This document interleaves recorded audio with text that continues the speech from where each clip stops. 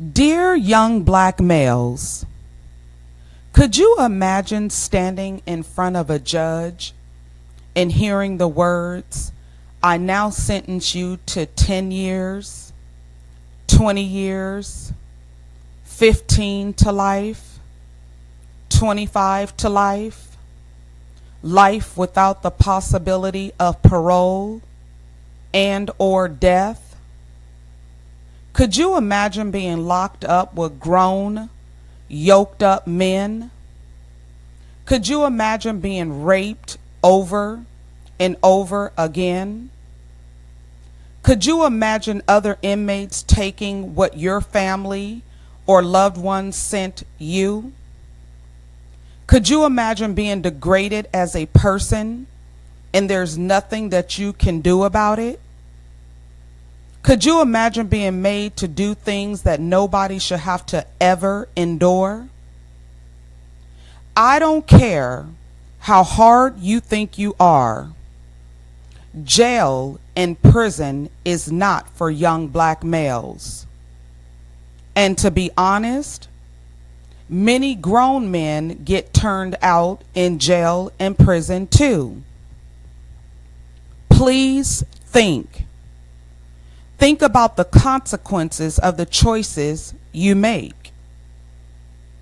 It's just not worth it. And if you think that you're untouchable, think again. This isn't a game. Value your life. Now, I've given you some real and raw food for thought. Now it's all up to you. Now, I'm about to go a little deeper with this. It is going to be unapologetic, authentic, and raw.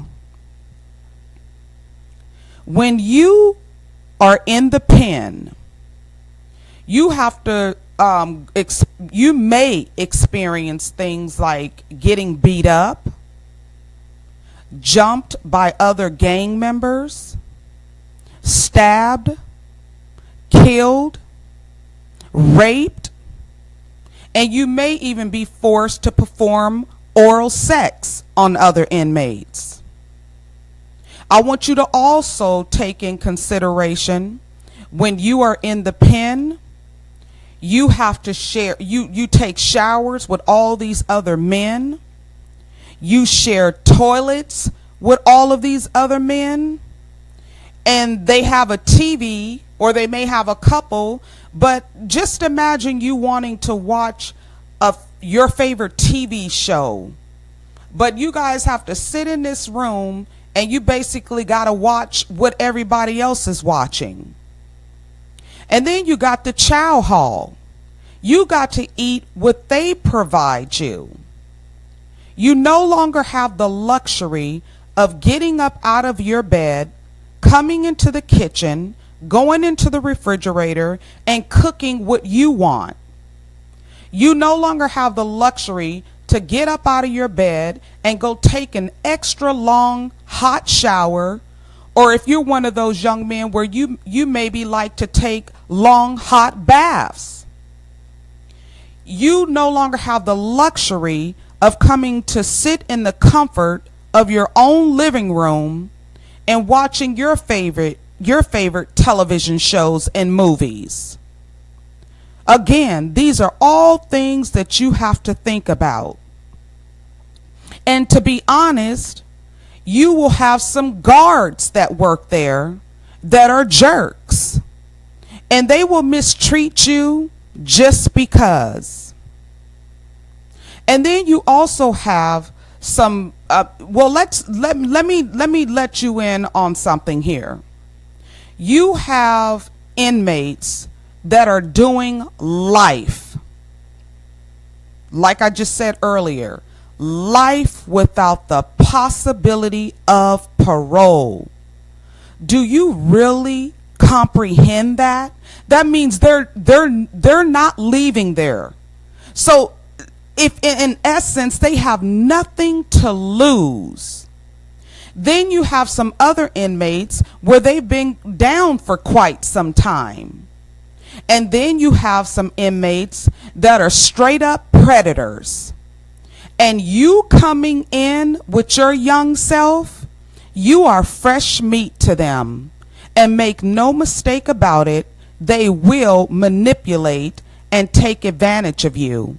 You could become a victim, and they can have you doing things, like I stated earlier, that nobody should have to ever endure.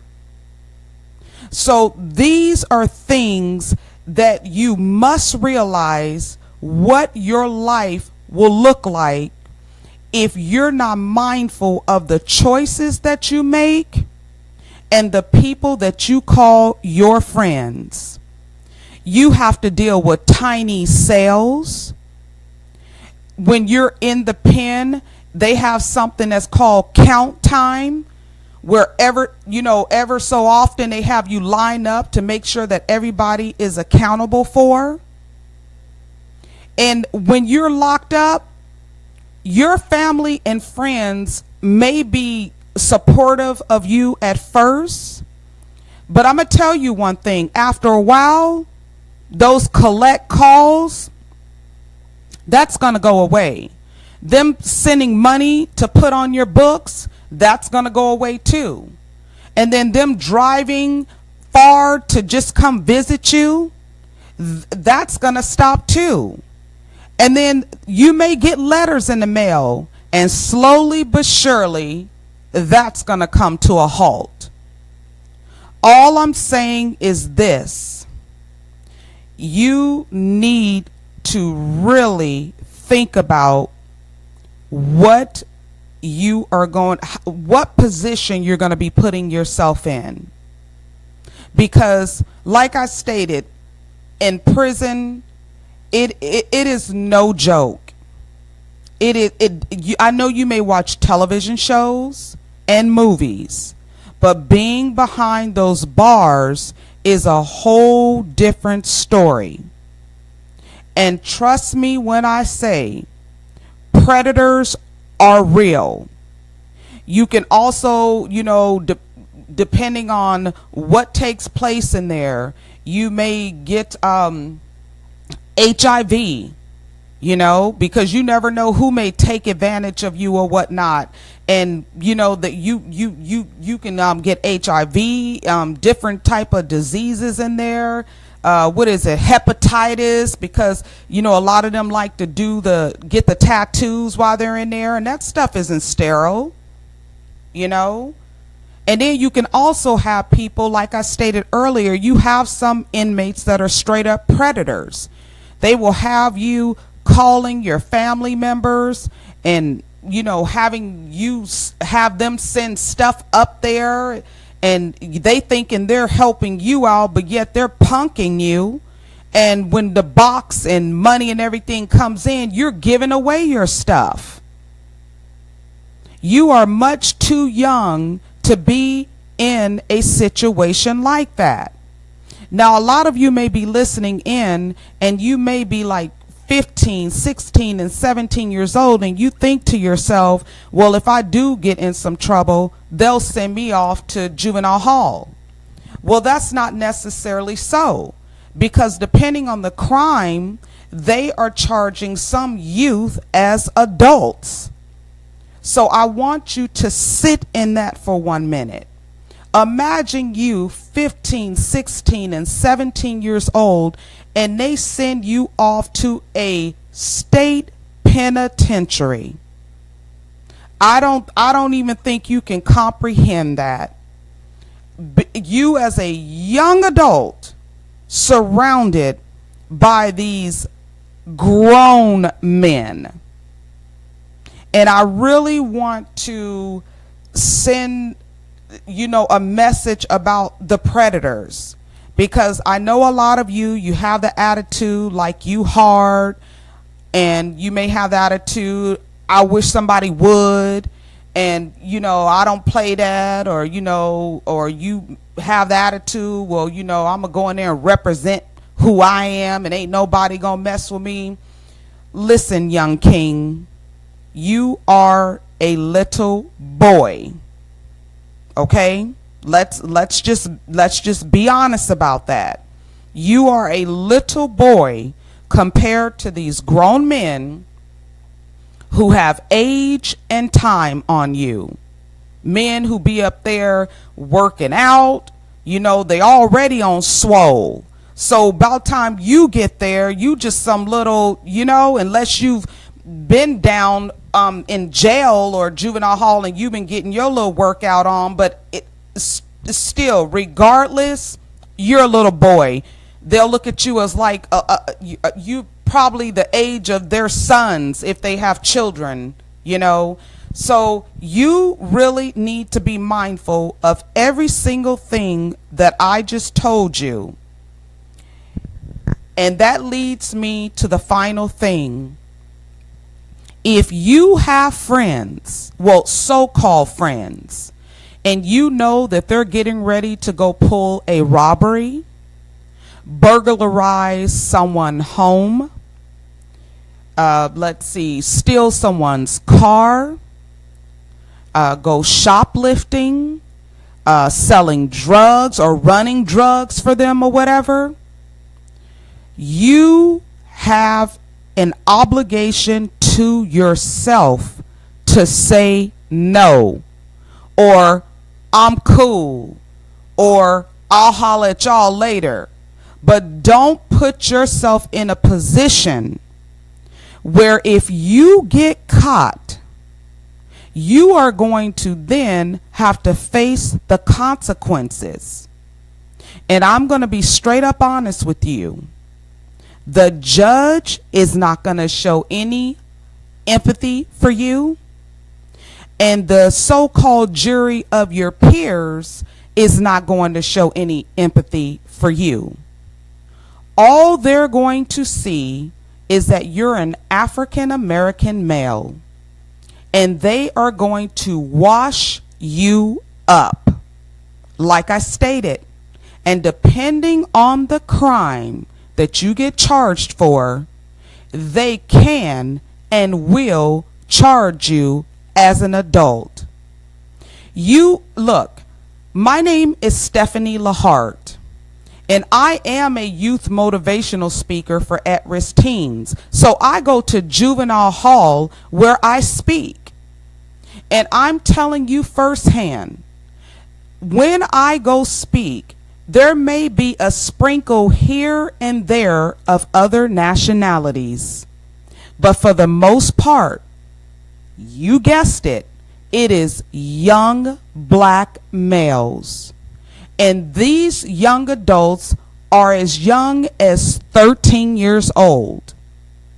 At a time where you guys should be truly enjoying your life, out and about having fun with your friends, doing the right things, where you should be concentrating on excelling in school, and you should be preparing for graduation or going off to college, asking young girls out to the prom, going out to the movies with your friends, shooting hoop, playing football, or whatever, you're riding your bikes, whatever, playing your video games, whatever you enjoy doing, whatever is fun to you and exciting, that's what you should be doing. You shouldn't be focusing on breaking the law. So I wanted to just make this quick video to give you some powerful food for thought. Again, my name is Stephanie Lahart. If you enjoyed this short video, but informative video, I would appreciate a thumbs up. If you just want to leave comments, I welcome them. Feel free to leave a comment. And if you have a question, please feel free to ask your question. I will answer you. And if you feel that other young black males could benefit from listening to this, I would appreciate it if you would share this video as well. Again, my name is Stephanie Lahart. If you would like to, you can follow me on Facebook, Instagram, and Twitter, and I will be sure to leave the links as well. I wish you all the best. Strive for greatness and do great things. Give yourself a fair chance. You have to encourage yourself, believe in yourself, and love yourself. And although other people may not believe in you, you have to believe in yourself even if nobody else does. So I wish you the very best. And like I stated, if you want to leave a comment, you do that.